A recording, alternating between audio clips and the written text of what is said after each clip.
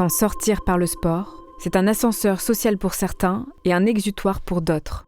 La pratique sportive embarque avec elle les fantasmes d'un futur meilleur. Comme si, à la sueur de son front, on pouvait dépasser toutes les limites. Les siennes, mais aussi celles de la société. Quand Maillard commence la boxe, il comprend vite que son potentiel pourrait lui ouvrir des portes. Alors il s'entraîne pendant des années avec un seul but en tête, devenir champion de France. Lui, le petit Iranien qui ne parlait même pas la langue en arrivant. Mais l'Iran de son enfance va finir par rattraper le champion qu'il est devenu. Vous écoutez Transfert. Ce témoignage a été recueilli par Mona Delahaye.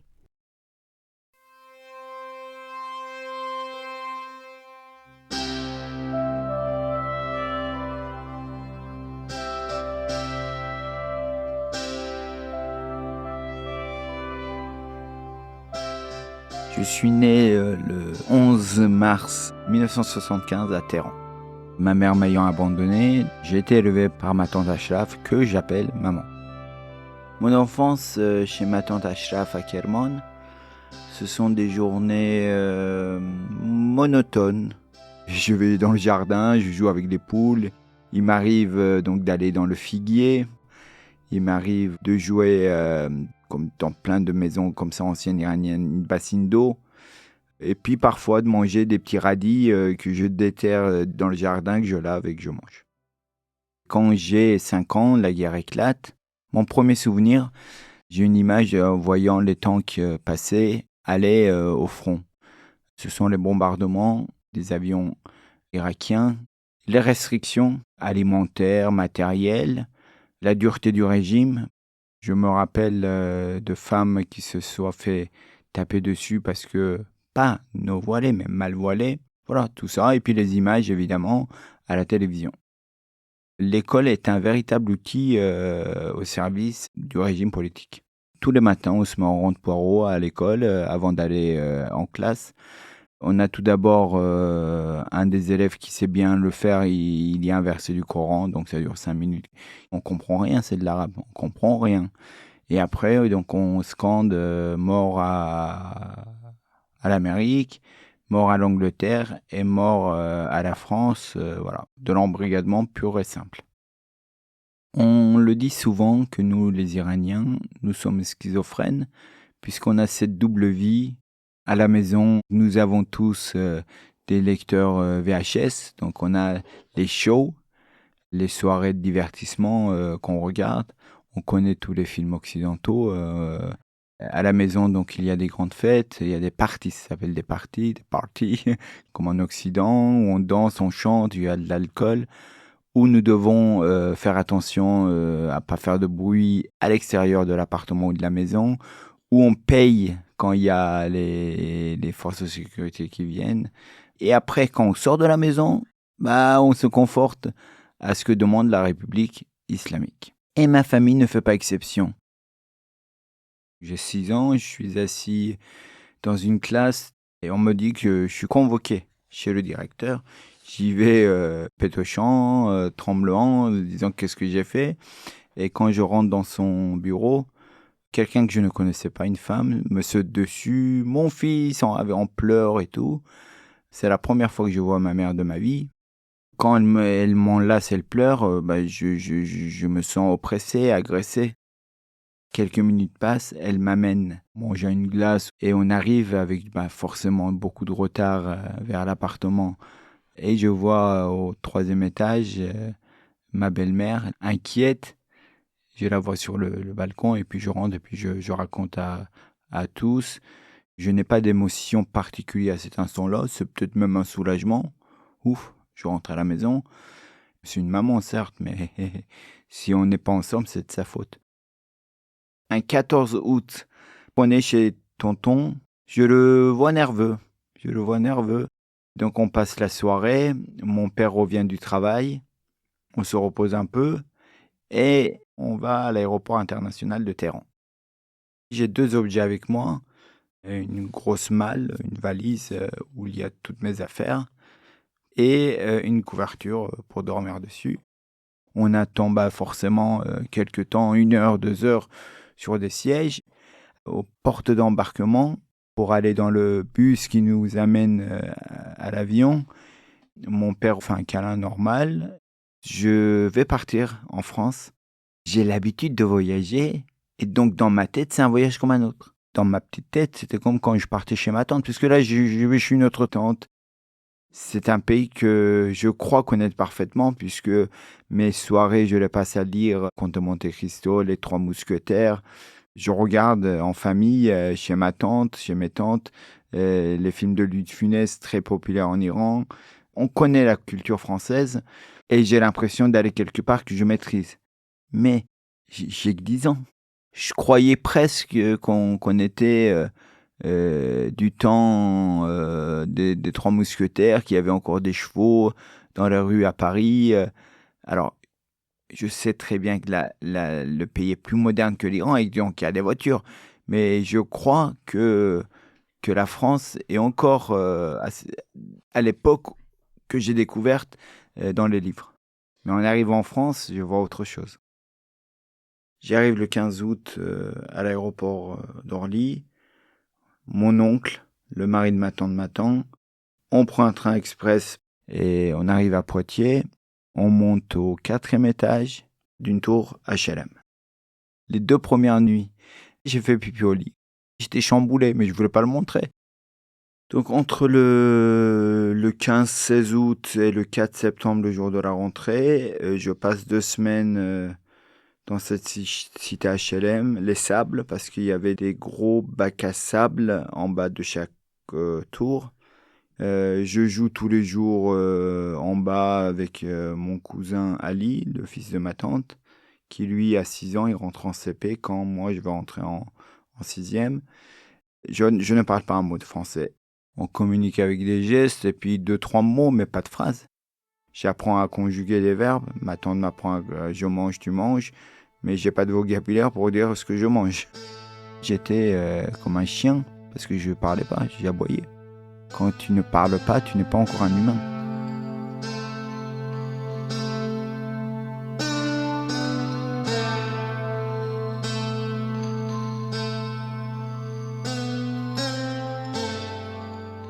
Le premier jour d'école, on part avec ma tante jusqu'au collège Ronsard.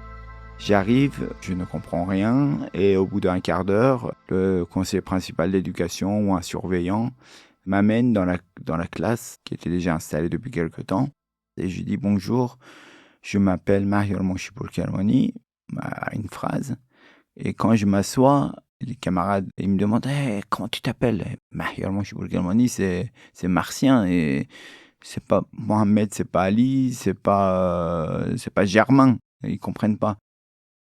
Dans la classe, la première chose qui m'interpelle, c'est évidemment la mixité, garçons et filles mélangés. C'est, comme on n'a pas d'uniforme, ce sont tous les vêtements multicolores. Et puis, des sourires, de la bienveillance de la part des camarades, une ambiance détendue par rapport à ce que je connais en Iran. Les mois passent, je travaille comme un dingue. On est mi-juin, fin juin, il fait beau. La prof fait l'appel. Je lève la main. Madame, Olivier m'a demandé de vous dire qu'il serait absent cet après-midi. Il m'a dit, Maillard, ça y est, tu parles français. 9 mois. Il m'a fallu 9 mois pour maîtriser une nouvelle langue et en tout cas m'exprimer correctement. Au collège, en cours de PS, je découvre la boxe avec un professeur et il propose aux élèves un cycle de boxe. Ah, j'ai adoré et tout, voilà. Et puis ça s'arrête là. Les années passent, j'arrive au lycée et en terminale, le même professeur, il se retrouve dans notre établissement et le hasard fait qu'il est voisin à 20 mètres de nous, là où j'habite, dans la même tour HLM. Et nous faisons de la boxe dans le salon de son HLM 2-3 fois par semaine et je rentre incognito à la maison. La boxe est un sport d'affrontement réel entre 2 êtres humains. Alors c'est très basique, c'est très masculin, c'est très viril, c'est très con. C'est un bras de fer entre 2 volontés. Cette image de bras de fer, cette sensation de force, j'aime ça. Parce que dans la vie de tous les jours, je suis un adolescent craintif, peureux, et je me valorise pas. Je suis immigré, je suis Mon patronyme, il est même pas facile à être prononcé. Je l'ai appelé et je l'appelle encore, mais d'une autre manière, toute ma vie. Partout. J'ai l'impression, quand je sors de chez moi, que je suis regardé et jugé par tout le monde dans la rue. Pour mon apparence physique, mais même vestimentaire parce qu'on n'a pas une thune. Et pour moi, les boxeurs, waouh, c'est des hommes forts. Je veux devenir un homme fort, donc ça passe par la pratique de la boxe. C'est très clair. Ce professeur s'occupe de moi parce que je lui demande. Octobre, novembre et décembre. En mois de décembre, il me dit, Maillard, on arrête les bêtises, on arrête de bricoler, il faut que tu ailles au club. Et j'annonce à ma tante, pendant les vacances de décembre-janvier 92-93, Tata, je vais faire de la boxe. À la rentrée, je vais aller au club de boxe. Évidemment, il en est hors de question à la maison. Pas la boxe, c'est un sport de voyous. Et ma tante me dit, tu te débrouilles avec ton père. Appelle ton père. Alors mon père, je pars en août 86. 1 an et demi après, il s'enfuit par la Turquie. Il rejoint le Canada. Et donc il s'approche en venant aux Pays-Bas. Je l'appelle au téléphone. Il raccroche. Il me dit pas oui et non, c'est non. Il raccroche. Et je commence la boxe à la rentrée de janvier 1993. Et c'est mon premier acte d'indépendance de futur adulte, puisque 3 mois après, je suis majeur.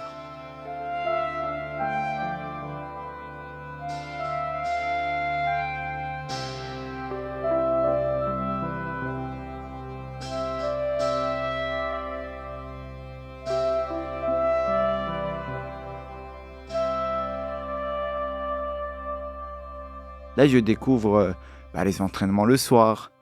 Je découvre les copains qui me récupèrent devant l'arrêt de bus et qui me déposent pour que ça aille plus vite. Je découvre les déplacements pour les compétitions, qui sont les seuls déplacements que je fais. On n'a pas une thune, donc on voyage pas, nous. On voyage pas. Et grâce à la boxe, on prend la voiture avec l'entraîneur, on va dans les villes qui sont à 200-300 km. Et en fait, je suis valorisé parce que je gagne. Il y a la montée d'un sportif français, encore jeune, Zinedine Zidane, et je me rends compte toujours, encore une fois, que nos concitoyens oublient que ses parents viennent d'ailleurs. En fait, c'est à lui de rappeler qu'il est kabyle. On l'a oublié, il a gagné ça. Je veux gagner la même chose. Je veux devenir champion de quelque chose. 1, pour devenir un homme. Et deuxièmement, pour être aimé. Je m'entraîne comme un dingue. C'est l'année de mon bac, pas de souci. Après, je rentre à l'université. Les combats s'enchaînent. Je gagne mes combats. Je monte de niveau. Je gagne devant tout le monde. J'ai 21 ans et je dis, on arrête de la boxe amateur et je passe professionnel en septembre 96 et les combats s'enchaînent. Et ensuite, normalement, donc, arrivent les championnats auxquels je ne peux pas participer, moi, je ne suis pas français. Ça me bloque dans ma vie sportive, puisque je ne peux pas prétendre devenir champion de France. Je ne peux pas prétendre être membre des équipes de France. Donc, je deviens 2 ou 3 fois champion de régional normal, mais je ne peux pas aller au-delà. Je suis coincé de toutes parts. Toute cette période, je m'éloigne de l'Iran. Je m'éloigne pour 2 raisons. Si tu veux devenir français, être bien ici, être accepté, mais également être bien ici, allez, efface le passé et avance vers l'avant. Et puis, il y a toujours ces cauchemars de la guerre, de la répression. Donc, je m'éloigne de l'Iran. À 26 ans, je suis enfin naturalisé pour le titre français. 2002, je deviens pour la première fois champion de France à Clermont-Ferrand. Et c'est comme un petit badge qu'on met sur l'épaule pour les militaires. J'ai une ceinture qu'on me remet où il y a marqué France, champion de France. C'est vraiment une étape. J'ai dit, ouf, ça y est, t'es champion de France, t'es reconnu, il n'y a pas que les papiers, t'es publiquement reconnu comme français. Et je deviens donc 2 fois champion de France. Je deviens également le 13 juillet champion d'Europe avant de disputer le 4 juillet 2003 au Futuroscope à 11 km de chez moi, à Poitiers, mon premier titre mondial. Quand le 4 juillet 2003, je deviens champion du monde au Futuroscope, évidemment, mon père est là. Il devient fier de moi parce que je réussis sportivement et que je suis connu et reconnu.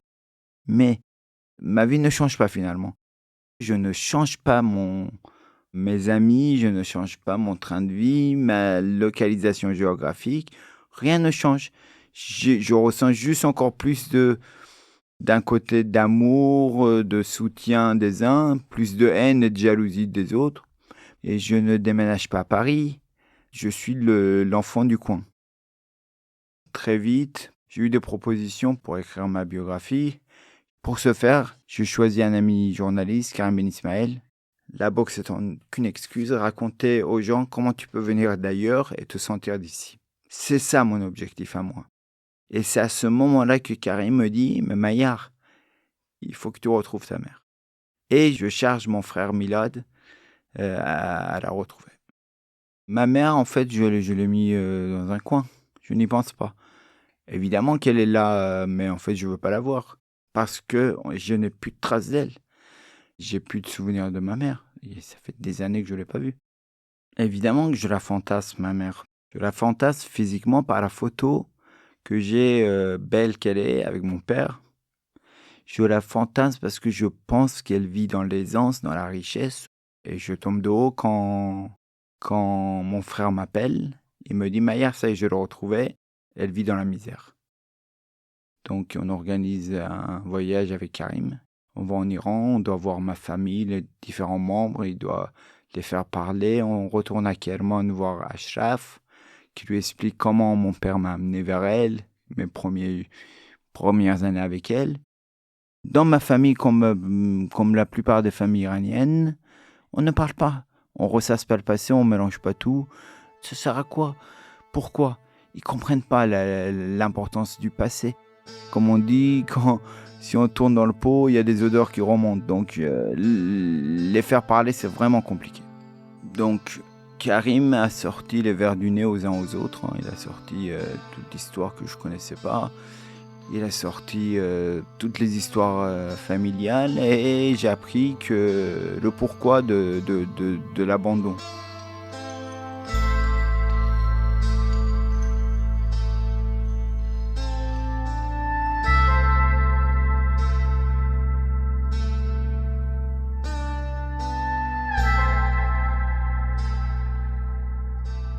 Mon papa est un officier gradé, bon, il est jeune, hein.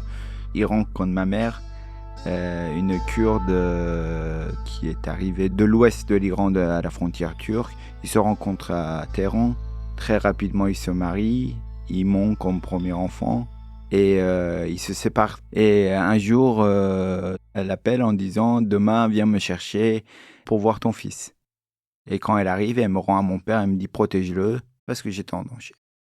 Parce que son mari m'avait brûlé pied gauche ou pied droit à 3 endroits avec une cigarette. J'avais que 2 ans. Et mon père me ramène à Kerman, donc dans le sud-est de l'Iran, auprès de ma tante Ashraf, et elle devient ma seconde maman. Moi, j'ai eu plusieurs mamans. J'ai eu ma tante Ashraf, j'ai eu ma tante Mahnoz à Poitiers qui m'a élevé de l'âge de 10 à 18.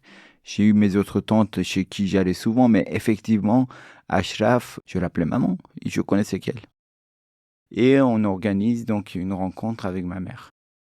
Je la retrouve dans un petit appartement, et au lieu de me prendre dans ses bras, ce qu'on attend d'une maman, au lieu de m'embrasser, elle m'est rentrée dedans, en me reprochant « T'étais où pendant ces années? Tu m'as laissé tomber. » Pendant la rencontre, moi je suis blindé. Je laisse pas les choses m'écraser. C'est comme ça. Ça devait pas être autrement.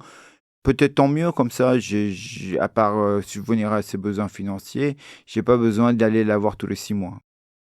En sortant de chez elle, ça doit être la dernière fois de ma vie que je l'ai vue. parce qu'elle va mourir 2 années plus tard. Mais je sais que j'ai tourné la page. Le chapitre iranien familial fermé, je perds un combat qu'on ne doit jamais dire que je devais gagner, parce que tout combat se gagne ou se perd. Mais un combat qui n'était pas censé être dangereux. Et je ne fais pas une revanche, ça se fait toujours comme ça d'habitude. J'arrête la boxe. Je suis en couple depuis mes 21 ans. Je me dis, tu vas être papa Maher. Et un nouveau chapitre, une nouvelle vie commence pour moi maintenant. On accueille Shirin, ma fille, notre fille. Shirin, c'est le prénom de Shirin Ebadi, prix Nobel de la paix 2003, qui défend les droits humains et les droits des femmes. Depuis l'arrivée de Shirin, je me rends compte les injustices que vivent les femmes dans le monde entier et dans certaines cultures encore plus. Les années passent, j'habite toujours à Poitiers. Shirin grandit et fait notre bonheur. Je passe au ministère des Sports. J'accompagne avec d'autres collègues la Fédération française de boxe à accomplir sa mission de service public.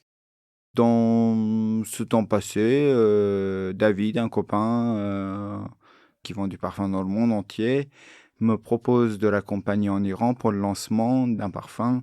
Évidemment, la proposition m'intéresse. Le deal, c'est quoi? On va faire une soirée de présentation du parfum dans un club de fitness de luxe. Je propose un entraînement de boxe. Quand j'arrive là-bas, donc il y a une quarantaine, cinquantaine de jeunes garçons, il y a une dizaine de jeunes filles. J'ai peur. Moi, en Iran, ça se mélange pas, les filles et les garçons, puisque dans le sport, on utilise le corps. Ils n'ont pas le droit d'être entraînés par des hommes. Moi, je suis franco-iranien, j'ai peur qu'on m'arrête là-bas. Voilà, ça se passe. Je rentre en France et une dizaine de mois après, un message arrive. Une phrase simple. Monsieur Monchipour, faites-moi boxer. Des messages comme ça, de demandes, j'en ai eu de... Mais à chaque fois, ils étaient accompagnés de « Je pourrais être champion du monde comme vous, champion olympique, on ne me laisse pas progresser et tout », enfin des bêtises. Et là, en fait, la phrase, elle était simple, elle était sans chichi.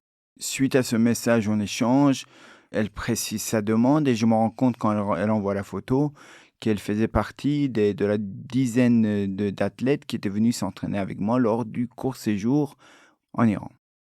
À ce moment-là, je me dis pourquoi on interdit une pratique là, sportive et chez les talibans, c'est carrément l'école. Pourquoi une femme devrait être restreinte dans sa vie? Donc on va à notre petit niveau, je vais faire le colibri, je vais faire ma petite tâche, je vais amener quelques gouttes sur ce grand brasier qui existe dans le monde. Je dis ok, je vais l'organiser ce combat en France, on va faire quelque chose d'exceptionnel. La Fédération française de boxe accorde une licence sportive qu'on n'accorde jamais sur un visa de tourisme. La personne doit venir avec la licence de son pays. Et le club de boxe de Royan, où j'avais effectué mon premier combat une vingtaine d'années avant, organise ce combat. Pendant 2 mois, je lui envoie des vidéos, je lui demande des vidéos, je la coach à distance pour être sûr qu'elle ait une base jusqu'à ce qu'elle arrive en France pour le combat.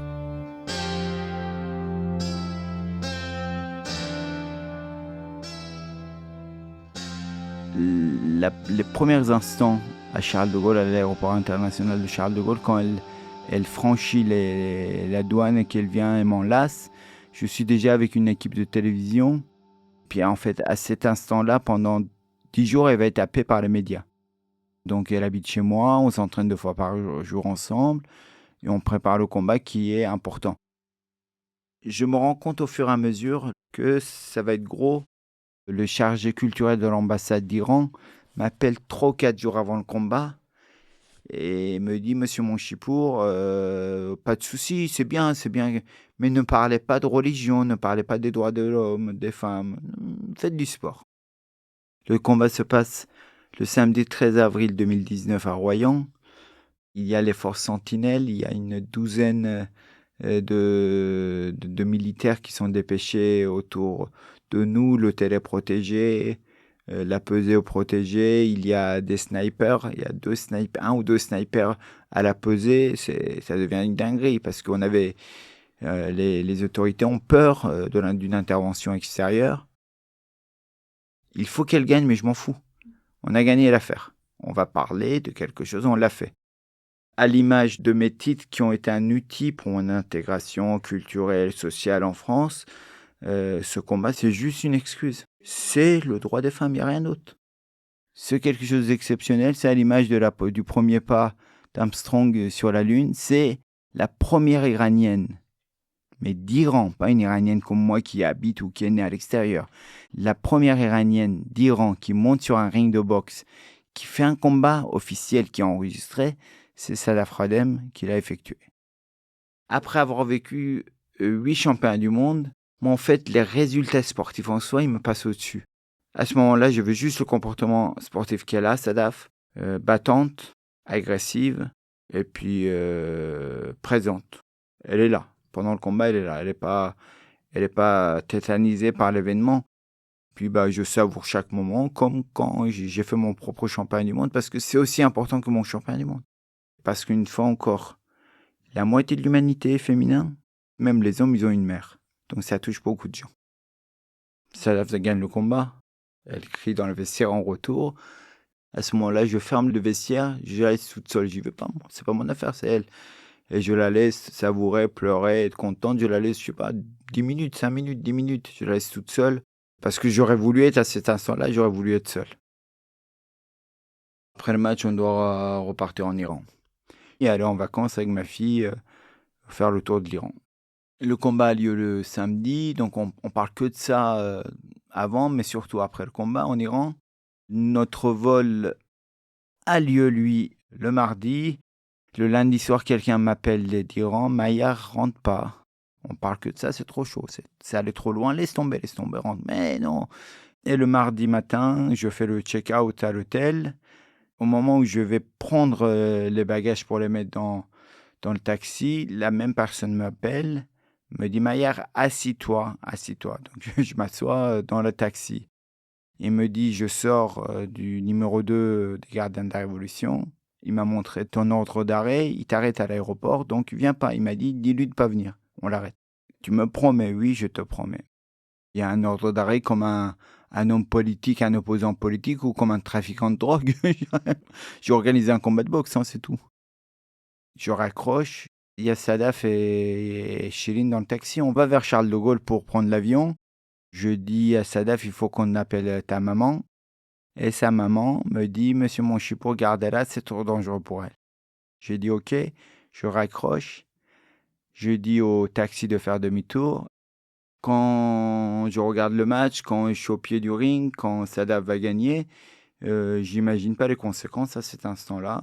Pour moi, on va rentrer comme des héros et aller en vacances avec ma fille, faire le tour de l'Iran. J'aurais préféré rentrer tranquillement et faire le tour, mais ça a démontré la nature du régime et de cette idéologie. Ma maman, elle était une Kurde, une minorité ethnique dans un pays multiculturel.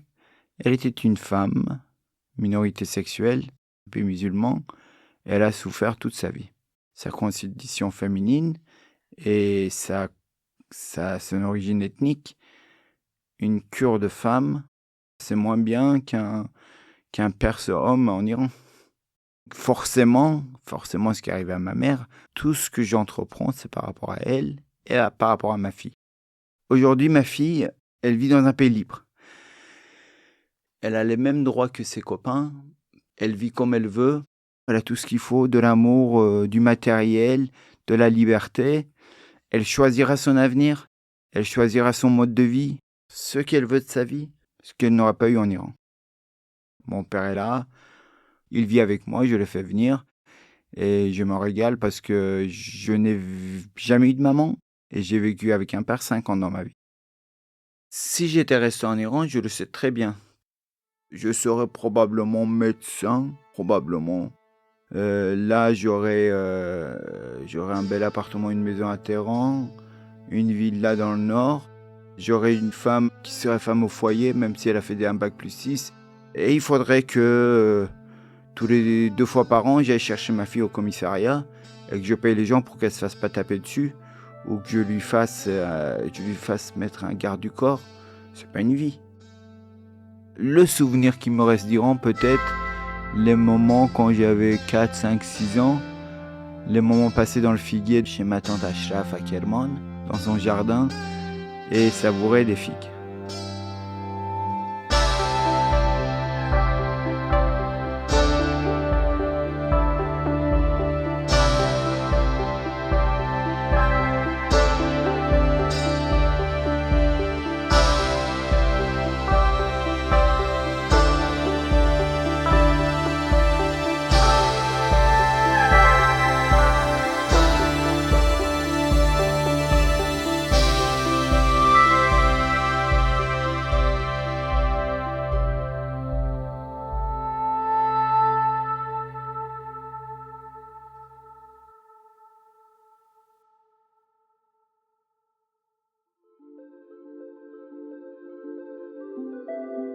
Vous venez d'écouter Transfert.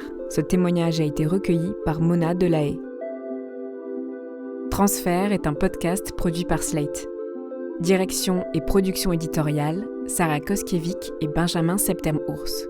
Chargée de production, Astrid Verdun. Chargée de post-production, Mona Delahaye. Prise de son, Johanna Lalonde. Musique originale, Nicolas Mollet. L'introduction a été écrite par Sarah Koskiewicz et Benjamin Septem-Ours.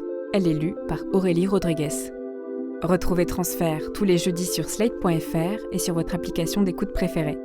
Découvrez aussi Transfert Club, l'offre premium de Transfert. 3 fois par mois, Transfert donne accès à du contenu exclusif, des histoires inédites et les coulisses de vos épisodes préférés. Pour vous abonner, c'est simple, rendez-vous sur slate.fr/transfertclub. Vous pouvez aussi vous abonner à notre newsletter, notre compte Instagram et rejoindre le Discord de Transfert. Toutes les informations nécessaires sont disponibles dans la description de l'épisode. Pour proposer une histoire, vous pouvez nous envoyer un mail à l'adresse transfert@slate.fr.